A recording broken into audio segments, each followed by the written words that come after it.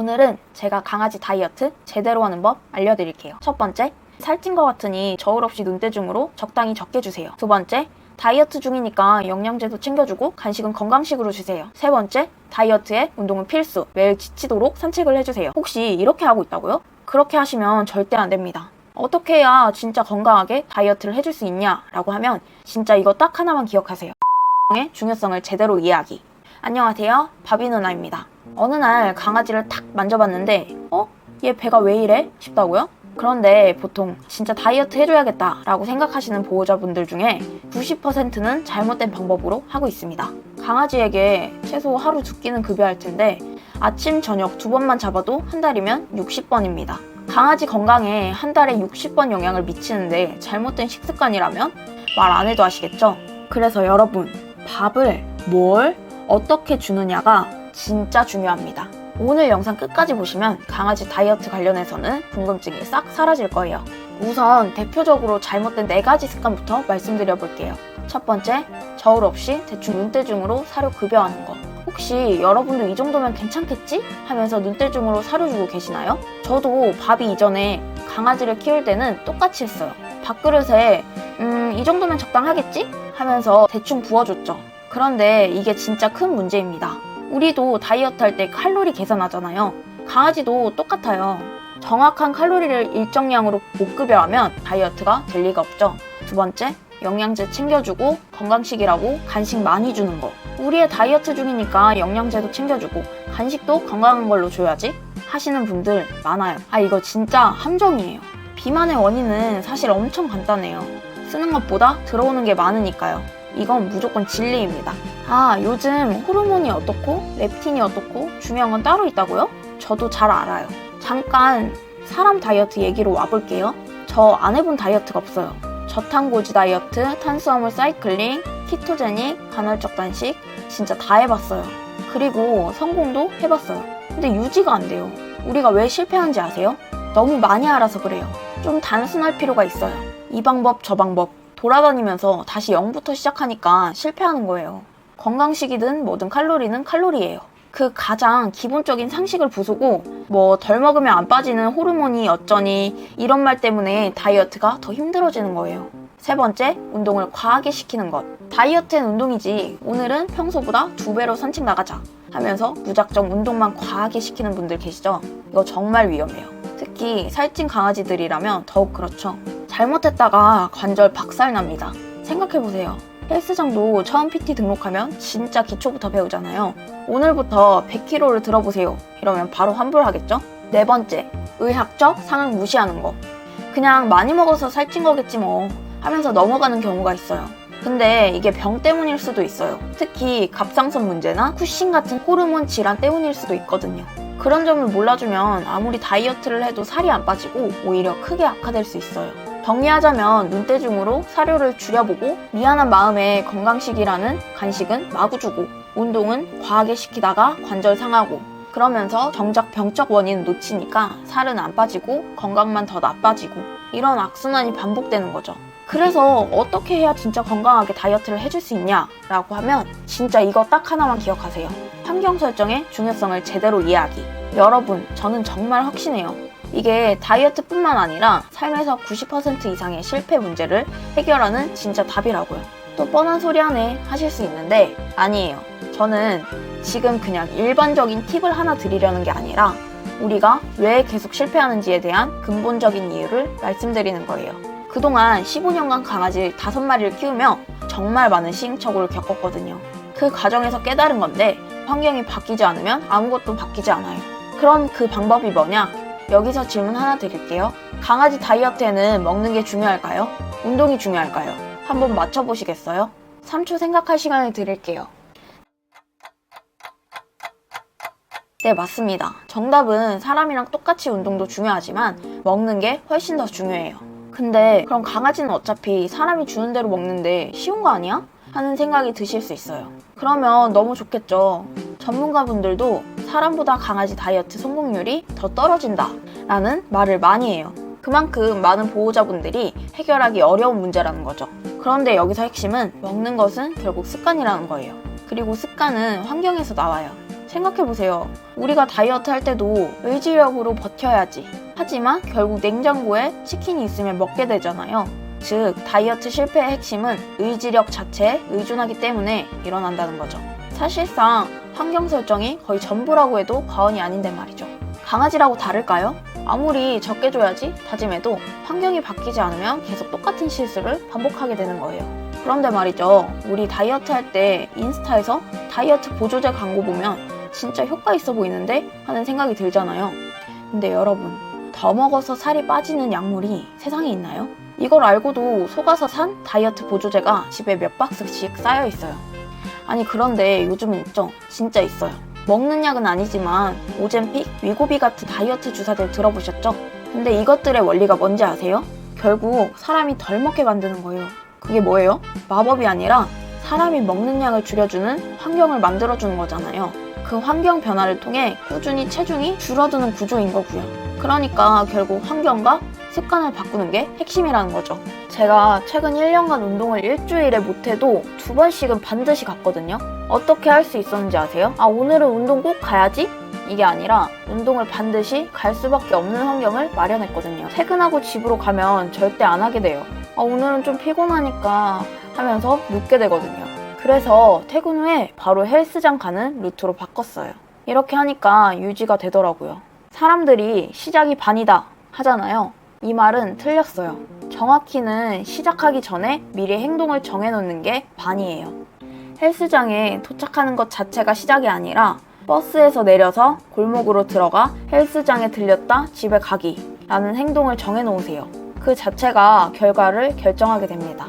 강아지 다이어트도 똑같아요. 환경을 먼저 바꿔놓으면 자연스럽게 따라오게 되어 있어요. 비슷한 원리로 쓸개골탈구도 마찬가지예요. 저희 바비는 이미 쓸개골탈구 진단을 받았기 때문에 더욱 체중 관리에 신경 써주고 있어요. 살이 찌면 관절에 부담이 가잖아요. 거기에 매일 생활하는 바닥까지 미끄럽다면 정말 최악의 조합이죠. 그래서 저는 체중 관리와 함께 바닥재도 고민을 많이 했어요. 이건 제가 3개월 동안 비교 테스트를 해서 정리해놓은 영상이 따로 있어요. 바닥재는 체중 관리와 더불어 소형견에게 가장 중요한 부분입니다. 자세한 내용은 고정 댓글에 링크로 남겨둘게요. 결국 다이어트도 관절 건강도 모두 환경에서 시작된다는 거예요. 아무래도 반려견이 비만을 겪는 이유는 높은 확률로 먹는 것 자체의 문제일 가능성이 커요. 다만 본격적으로 어떻게 반려견의 식이 조절을 해줘야 하는지 설명하기 전에 적은 확률로 일어나는 다른 원인을 짚고 넘어갈게요. 첫 번째, 유전적 요인이에요. 비글, 불독, 리트리버 같은 견종들은 태생적으로 살이 찌기 쉬워요. 특히 리트리버는 식욕 조절 유전자의 결함이 있어서 아직도 배고파가 기본 설정이에요. 두 번째, 호르몬 질환이나 약물 복용이에요. 쿠신 같은 호르몬 질환에 걸린 경우 아무리 다이어트를 해도 체중이 줄지 않아요. 혹은 피부병으로 스테로이드를 먹으면 식욕이 엄청 올라가거든요. 세 번째, 스트레스나 운동 부족. 스트레스 받는 날이면 보상 심리로 야식 먹게 되잖아요. 강아지도 똑같아요.